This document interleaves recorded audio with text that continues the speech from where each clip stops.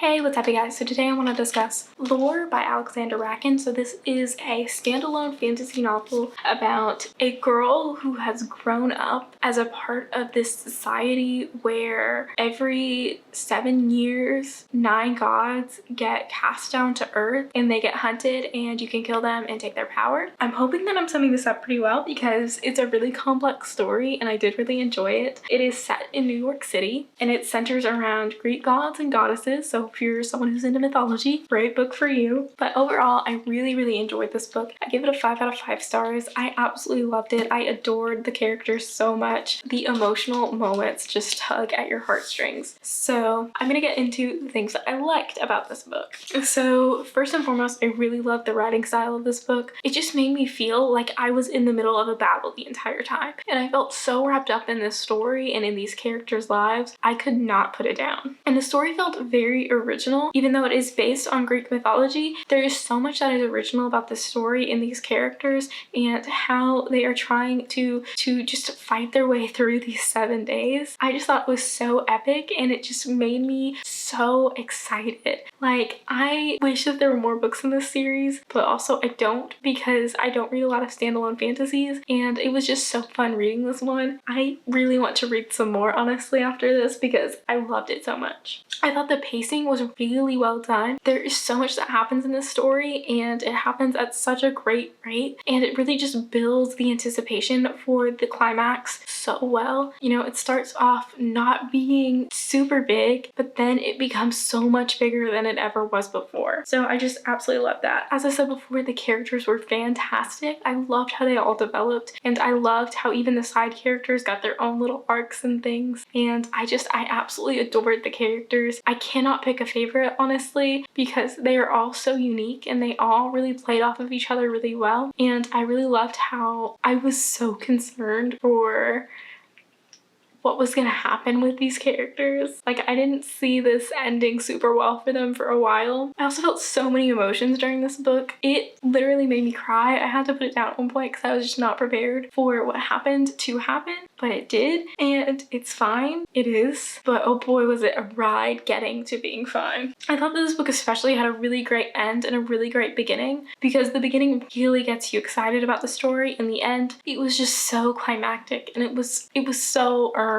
It felt so worth it in the end. I was honestly so surprised by all the twists too. Like, there is one twist in particular that I'm thinking about that like I was not prepared for. When it happened, I nearly screamed. Like, I was like, what? No, not this. Anything but this. I also thought the characters' backstories were really well fleshed out and developed, especially because you get these little like scenes from 10 years earlier or 7 years earlier, and so you get to see where these characters were before all of the events of this story happened and kind of what led them to being where they were. And I really liked that and appreciated that. So now onto the things that I did not like. There's only one thing on this list, and it is that we did not get more Miles and Van scenes. I'm just kidding. Like, I loved them. I don't think we needed more scenes with them, but I could go all day on how cute Miles and Van were in this book. I was not prepared to love them as much as I did. So those are my non-spoilery thoughts on Lore. So if you would like to read this book and you don't want to be spoiled, I would leave now because now I'm gonna spoil you a little bit and talk about the scenes in the book that I really liked. So let's start it off with the opening with Lore and Cass. I loved that. I always love fighting scenes in books, and I love when we open up on a fighting scene and you get development in that fighting scene as well. I just thought it was so well done and it really set up these characters so well and it really showed you where their starting points were. I also really loved when we met Athena because Athena was such an interesting character and I really loved how Miles reacted to the whole situation. I just thought Miles was so amusing the entire time. So after we meet Athena, Lore goes back for Cass to save Athena because she made a deal with Athena to like help her through the next 7 days in exchange for Athena killing the person who killed her parents. So when Lore goes back for Cass, I thought it was super fun and I love when they met back up again and she had just killed Philip and he had tried to assassinate Cass, and so there was just a whole confusing mix-up, and so Cass was trying to kill her and he wasn't sure what was going on. I loved it. I thought it was so well done and it just felt so simultaneously funny but also terrifying. Oh, and also Cass was a god the entire time too, which was really crazy. Like, I was not prepared for that twist at all, but it was great and this book starts off with a good twist like that, you know it's just gonna get better. So then Artemis ambushes them, which was interesting. I think this set Artemis up for seeming like a crazy person, even though she wasn't. So after this, we get Cass, Athena, Van, Lore, Miles kind of teaming up, and I really loved how they teamed up. It felt very earned and it felt very natural because it makes sense for them to not want to be a team, but I really liked how there are so many external forces that kind of force them into being a team,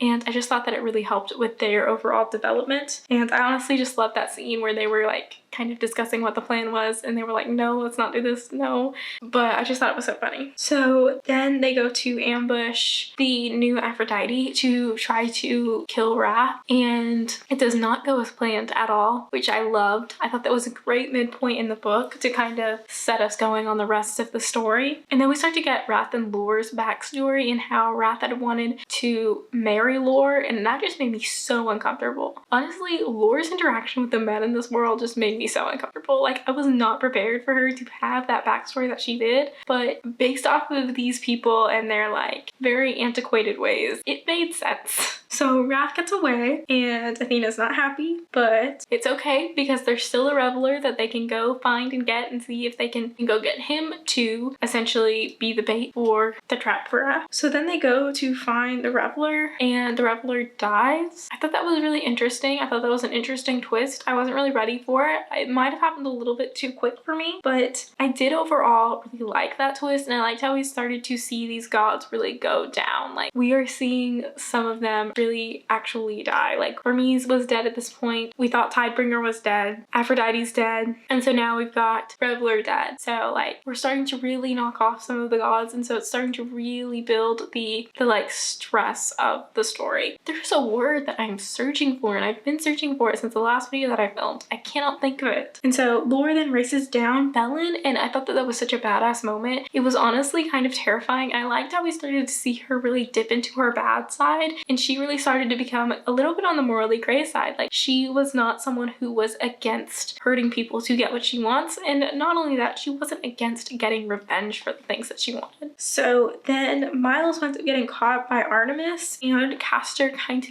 died, and that was the moment where I really cried, and I had to kind of put down the book and be like, okay, it's okay. It'll be fine. He's just a book character, you know? Because I wasn't prepared for that. Like, it just came so suddenly. But luckily he didn't die because Apollo figured out how to make him an actual god. So that's okay. And then we get Castor's backstory, and I loved it. I loved learning more about Castor. He was such an interesting character, and he had such interesting story aspects. Like, he was not someone who was necessarily always going to be in the life that he was kind of put in because of his circumstances, and I just kind of loved that. But then after that, we get Lore and Athena off on their own, and I loved how Athena had kind of pulled Lore away from them, but in such subtle ways, because as soon as Athena turned on Lore, I was just not prepared for it, and I absolutely loved it. I thought that was such a great twist. It really surprised me, and I think that it would surprise anyone, honestly. But when you look back on it, it makes sense. Like, why else would she be doing the things that she's doing, you know? And they wind up finding Tidebringer, and turns out she's not dead, and I thought that that was interesting as well. And Athena winds up killing Tidebringer, so again, another god down, and now we're left with just Athena, Wrath, and Castor. So we're down to so few, and it feels like this is really building up to an end. So then we get the sacrifice climax where Lore gets her shield back, the Aegis, and she figures out essentially what the plan is for Wrath, which is to essentially just burn down the entirety of New York, which is not okay. And so then Lore and Wrath wind up facing off, and I just thought that was so epic. And I loved how Athena was there, and how Athena, you know, you were kind of questioning what Athena's motives were, and you figure it out, and you figure out what she's going for.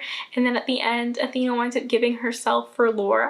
I loved it. I thought that it was such a great twist. Really, this book was just filled with so many awesome twists and turns, and this was just another one of them. And so then the Aegon ends. I felt so satisfied. Like, this is such a satisfying fantasy book, and I was honestly a little bit nervous that it wouldn't be super satisfying, but it was, and I definitely will recommend this. I loved it, and I cannot wait to read more from Alexandra Bracken, and I really hope to see some more single book fantasy books, standalone fantasy books on my shelves in the future, because this one was just so great, and The Coldest Girl in Cold Town, which is the only other one that I read, was also fantastic. And then something I didn't discuss was Van and Miles' kiss scene. I loved that. That is something that I just thought was so satisfying for them, especially because you really see that build throughout the story. I loved them together. I thought they were such a great little couple. So anyways, that was my thoughts on Lore by Alexandra Bracken. If you like this video, please like, subscribe, comment, all that jazz. I post videos on Tuesdays, Thursdays, and Sundays, so I will see you in my next one. Bye!